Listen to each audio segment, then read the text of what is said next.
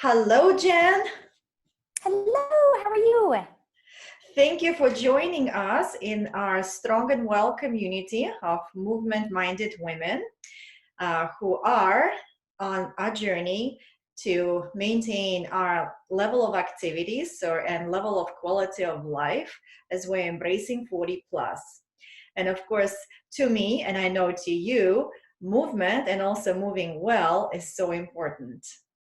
And today I'm excited about our topic, but just a few words about Jenn, and feel free to add anything else. Jenn Pilotti, I call her my mentor. However, we haven't spent as much time as I would like to. But I'm definitely following her work, and she's always been helpful in my development as a movement professional. So if I were living in California, I would be bugging you much, much more. So it's good I don't, I guess. But Jenn Pilotti has her bachelor's degree in exercise science with an emphasis in physiology and master's degree in human movement. And she is constantly learning. She's always on a journey to learn new techniques, new movement modalities. And because she knows so much and has so much experience, she's willing to share it. So she's writing a book that is called Body, Mind, Movement, which will be releasing sometime in the spring or summer. Late spring, it sounds like.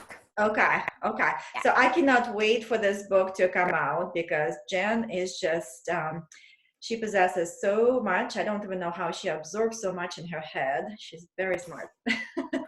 So I'm looking forward to her book, and I will definitely put her website link there and all the other information so you can reach out to Jenn directly. I know she also does online coaching or consultations.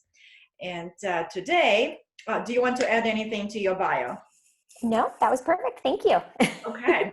But yeah, you just have to go to her website and read her blogs, and you'll know what she's all about. So today, a topic, or at least what I asked Jenn to talk about, is movement, or the role of movement, the role of proprioception, of body awareness, and she'll talk more about that, and pain. Because I know Jenn works with people, general population, and a lot of times they do come to her because they have some sort of pain. And I also work with that type of population as well. And then we help that population through movement, body awareness, and other techniques to get better. So we'll be talking about that. Where Sounds would you great. like to start from here? I guess I could quickly define proprioception and body awareness and what that even means. So Exactly. proprioception is your awareness of where your body is in space, and it happens at an unconscious level.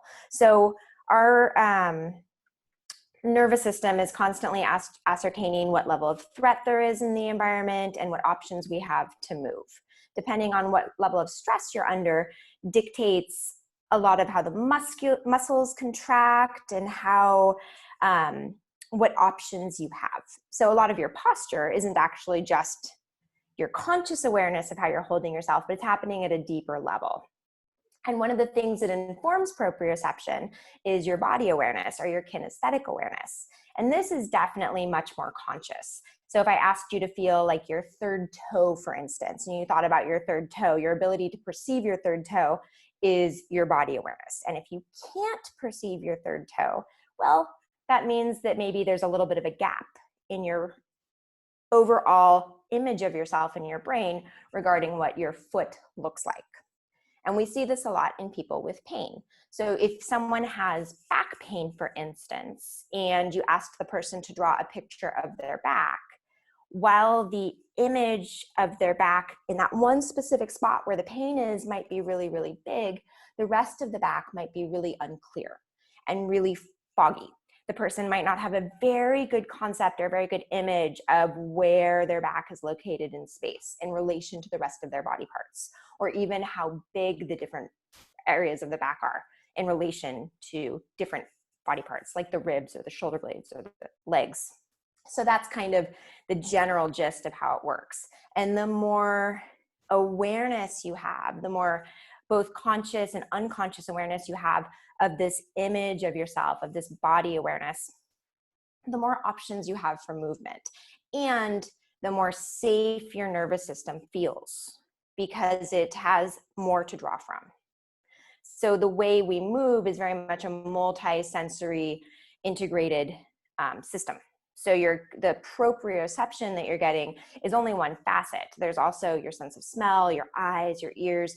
That's why a lot of times people will find kind of this drop in their nervous system when they're exposed to a nice scent, or when they look at something that's pleasing. Their whole posture will change, not because they've done anything physical, but because they're suddenly acting on a different aspect of their sensory integration. So if we can make the proprioception and the kinesthetic awareness a really full, complete picture, it's like asking a sommelier to start to develop his nose to become a better wine taster. It allows us to be better able to integrate more parts of ourselves as we move and as we go about our day through the environment. And that often results in less discomfort and less pain. Okay, and I think if I remember correctly, in one of your articles about proprioception, you were also comparing it or using the terminology of mapping. Mm-hmm. So just like you're saying, so when we are not aware of certain parts, like third toe, we are lost on the map. So, and when we're lost on the map, our choices to go to different paths are limited or not even known because we don't know where we are. That's why when we do go into unknown, it's always good to find that map and know where we are. And then from that, we see how the body starts creating kind of like those pathways. Is that kind of a good comparison to what you were just saying? Yes, that is a good comparison. Like I said, the more clear the image is, the more options you have. And you want lots of options. The body and the brain thrive off of variability. Great. So would we say that people who have lower awareness, and there are a lot of them, unless you start, asking them and kind of connecting their body to their brain, but I work with lots of people and I ask them, well, what do you feel? I don't know.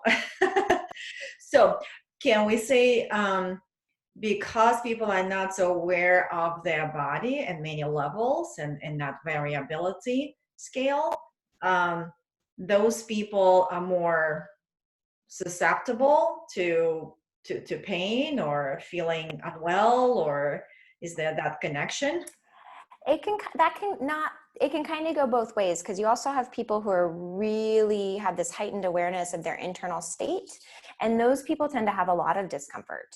They're so hyper aware of how they're breathing or what their heart rate's doing or what they're sensing that it's almost like it's too much input. Okay. And so that can actually backfire and cause, so it's kind of this fine balance. You want to have you want to be able to clearly connect yourself, but then you also want to be able to not focus on that and just do. Does that make sense? Yes. Well, of course, the balance is pretty much everything that is going to make us good in all parts, because if it's too much nervous system and then it's not enough, right? Yeah. Okay. Yeah, I can see how it all happens. Well, if we take that into maybe more of an example, so, and I think you mentioned a few, the back pain, the foot pain. So if you have a person, and back pain probably is one of the most popular ones. So if you have a person and they tell you, well, I've had the back pain for 10 years, nothing is wrong with my back, but it always is just talking to me. So what would your approach is going to look like based on you finding out that their level of awareness of that back is just so low? So I generally start a little session here. I generally start above and below the painful area. So instead of like immediately asking the person to start moving the painful area, again, a lot of times that painful area is big in the person's map of themselves. So, but the other parts generally aren't. So I might start, let's say the person has right low back pain, because that tends to be a common one. I might start working on the ribs, the middle back, and starting to connect the person with how that area moves and the shoulder blades, so they can start to get some awareness and a little more clarity over that portion of their body. And then I might also work on the pelvis, assuming that's not painful. A lot of times people will have sensitized movements, which simply means that even though there's nothing structurally wrong, when they move a specific way, they get a little bit of discomfort with it. Often we can get rid of that by making the movement really small, or by not moving into that movement right away until there's been an achieved level of trust between the practitioner and the client, and the person's, again, nervous system starts to kind of mellow out a little bit. But assuming the person doesn't have any discomfort with their pelvis, I would probably start with some pelvis movement as well. So I'd work on the pelvis, I would work on the ribs. Once they got comfortable with that, maybe in 2 or 3 sessions, then I would start looking at, okay, well, what happens if we start to move into a little bit of flexion through the spine and extension through the spine to start to feel those body parts as well. And then can you keep the area still, which is remarkably difficult for people, even if they think they have this image of what their body's doing. A lot of times it doesn't match what their body's actually doing, which is, again, a disconnect, right, between the body awareness and that internal map. So, so can you keep the area still, and can you move the area? Can you do this under conscious control? And once the person starts to get this, the motor control and the coordination starts to translate usually into more complex movements. And the person starts to feel a little more sense of safety around their back. Their nervous system starts to downregulate a little bit. They can start to work a little bit harder, and they start to feel stronger. And that's where the magic happens. But you have, well, in my experience, you kind of have to lay the foundation of the other parts first. Yes, that is for sure. The magic happens. I'm just trying to, digest this and see. So basically, there is pain, and they feel that like this, because obviously when there is pain, we don't think about other things as much. Right. Because it constantly comes to us. So by you going to other areas of the body, you're allowing them to shift the focus away and also connect with parts that feel good. Yes. And I had an earlier lady before, and we were also kind of talking about the pain, and that's what she was saying, exactly that same thing. She's a body worker. So she starts with all the body parts that feel good. Yeah. So diverting their attention there. And then when they feel they're good and other parts, they're not broken completely.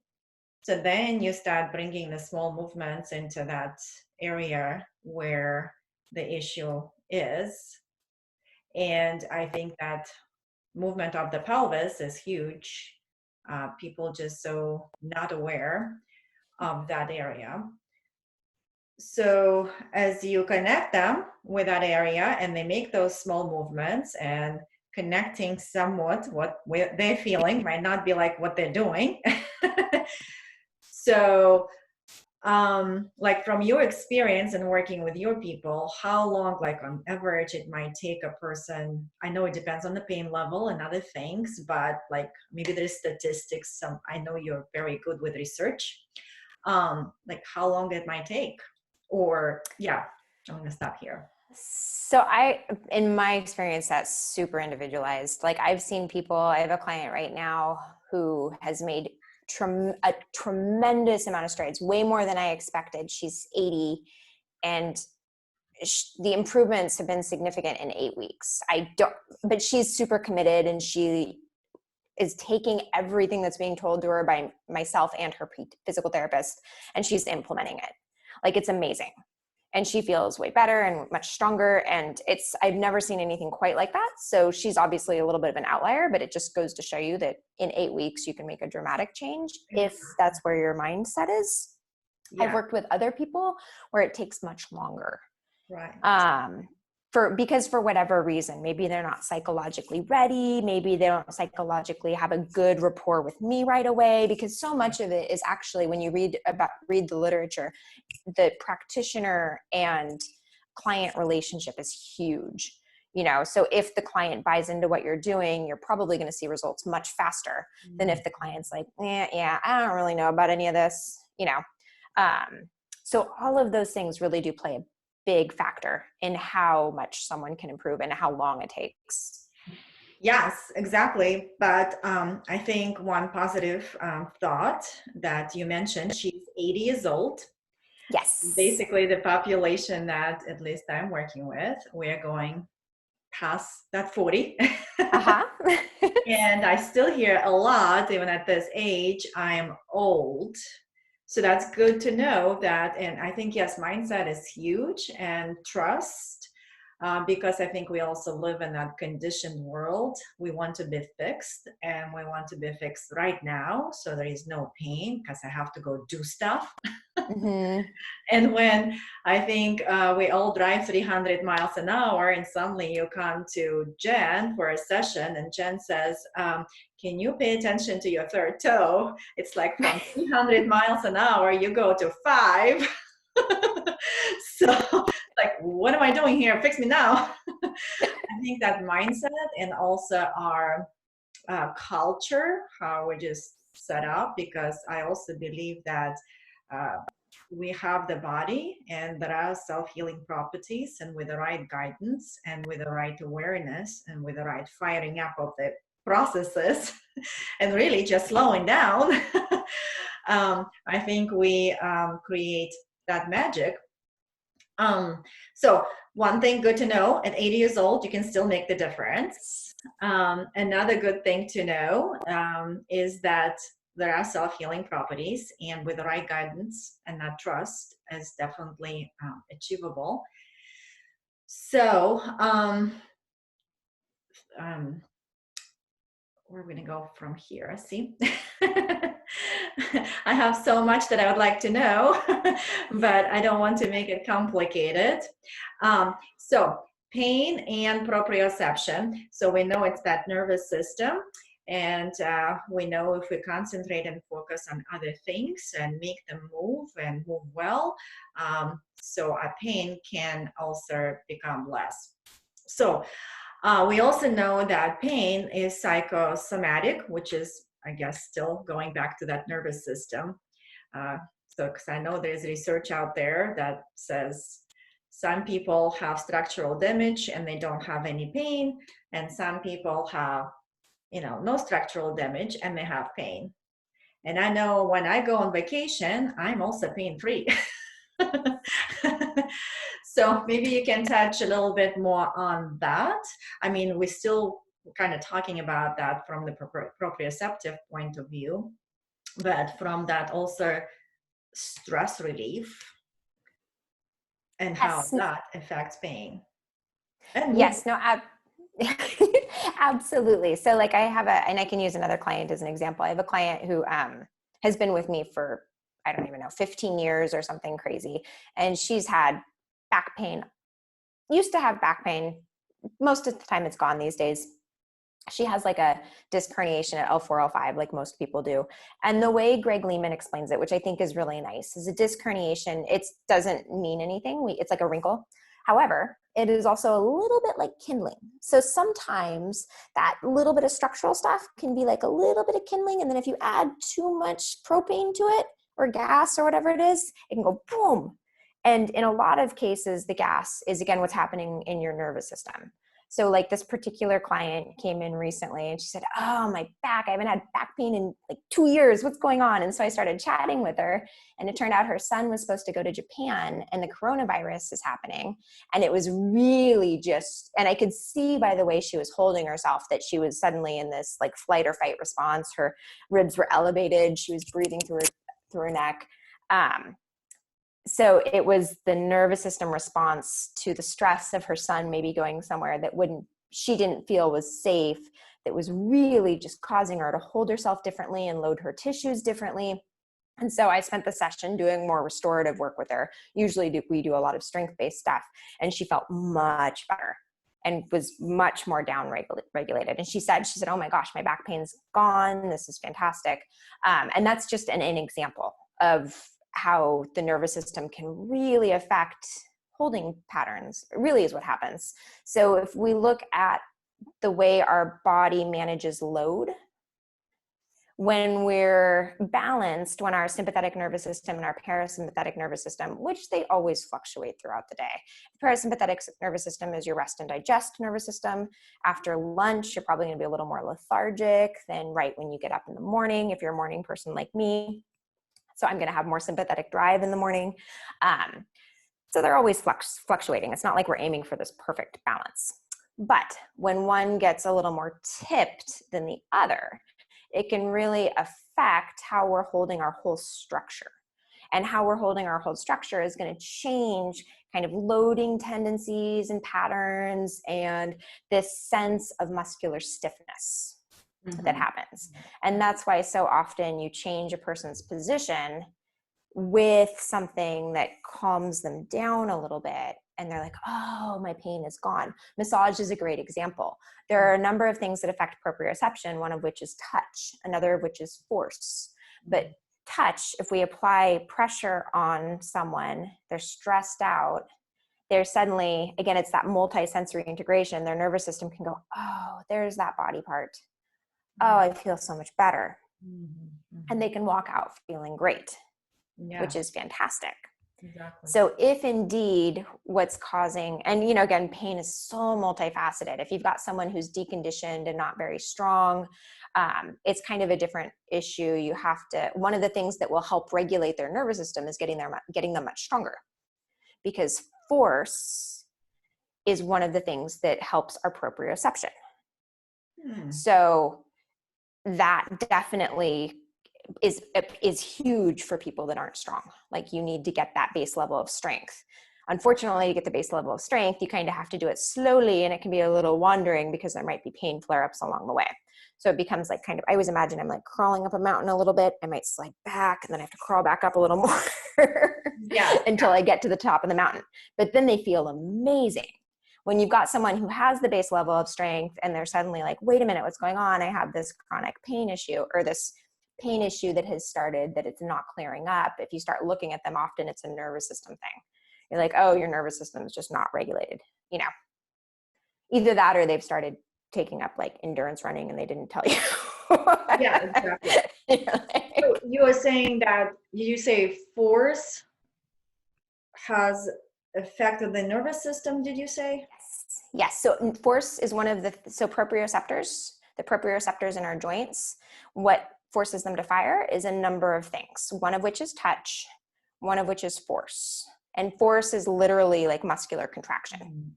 So Andrea Spina, who founded the FRC system, I might get this quote wrong. I think what he says is, force is the language of cells. Movement is what they say. And the reason he says that is because force is one of the things that activates our proprioceptors and tells everything is lightening up. So I think I guess he uses that terminology of irradiation. Irradiation's a little bit, contraction. Maybe it's irradiation's a little bit different. Yeah, irradiation is based on Sherrington's law, and that what that says is that the more muscles you have fire, essentially the more stable you'll be. And that's kind of butchering it a little bit, but the contraction begets more contraction. Okay. So to get strong, lots of things. Like if I go to deadlift, I'm not just firing my hamstrings. I'm going to use my arms to pull the bar apart, so I have my lats engaged. I'm going to have my ribs down, so I can feel the sense of stability through my abs. All of that is going to help me lift that bar and make the bar feel really, really light. It's not like I'm just lifting with my hamstrings. Does that make sense? Yeah. So that's the irradiation principle. Like the more muscles you have come into play to do something like this, create more stability. Yeah, exactly. Okay. So then I guess I know. I've read some some stuff that isometric contraction. So that would be, I guess, your first and beginning, especially at that pain level. And as you're studying, progressing and getting stronger, because it has that analgesic effect. So Exactly. because of that force and how it affects nervous system. And yeah, because when we're weak, there is struggle and there is also fear. So, and I work with lots of women who commonly tell me that I went to whatever, California, and visited my grandkids, and now my back is out of whack. Why? Well, because I was, chasing them around, I was lifting them and things like that, which of course, when was the last time, you lifted anything that 5-10 pounds, and then the grandkid might be 20-30, maybe even more. So yeah, and when we feel that strength and stability, the nervous system is calmer. It doesn't need to kind of like fight or give us fear response. Oh, this is so fascinating. So we have a few minutes left, and right now in my Activate You coaching program, so we are working with feet and the toes. And this is obviously a forgotten kind of like, not so aware part of the body for many people. And currently we're doing this very much proprioceptive exercise, I think, which is toe lifts. Mm-hmm. And if you haven't really paid attention to your feet and toes in particularly, unless they start talking to you, that toe lifting becomes quite an experience. So like right now, some of my clients comment, oh my God, I've never paid attention to this. Oh, it's like, I cannot do this. It's impossible. So, and not necessarily it's pain related, but I think if maybe we have this few minutes, and maybe you can just give us a little bit of guidance how like that task of those toes out there and the head is here and the whole body's in between. Mm-hmm. There is some kind of proprioceptive exercise. I know you work with feet and connecting them to the hips, and that's where we're going to. If there's some kind of proprioceptive exercise that you might share right now that will help people connect with the toes and help them lift them one day. Is there something you have in mind? Well, one of the easiest things you can do is just touch your feet. Mm. Again, touch is a huge way to stimulate proprioceptors. And if you're having a really hard time lifting your toes, if you use your hand to do it passively, it starts to, again, remind the brain, oh, look, first of all, there's my toe. And I have an idea. I have this image of what it feels like because I've actually touched it with my hand. I can sort of sense what that is. And then if you work with playing with lifting it, eventually you'll have to touch it less and less. And the toe will start to be able to do it more and more on its own. It's a motor unit thing. Mm-hmm. The nervous system doesn't know how many motor units to send to the toe because it doesn't know where the toe is to make it do this action. It's not a strength thing. It's definitely just like my brain doesn't know how to do this, you know? Yeah. So doing it passively like that and then slowly releasing the hand and letting the toe try it on its own, it'll start to come. Okay. Yeah. So you can do the same with the fingers. Going back to the creating a map. Yes. So you're just using a sense of touch to create that map. And then eventually with that map activation, the muscles and all the other parts start awakening and giving you what you're asking them to do. Exactly. Yeah, that's great. So that's perfect. And I think we are on time. So is there anything else you would like to add to the women who are embracing their 40 plus and want to stay active and well? No, you're in good hands with Julia. So do what she says. Oh, yes. And I didn't pay her for that. But again, I look forward to reading your book. Thank you so much for being you and sharing all your wonderful information. And I will post all the resources for Jen. So you guys just have to follow her. Thank you. Have a good week. Thank you. Bye, Julia.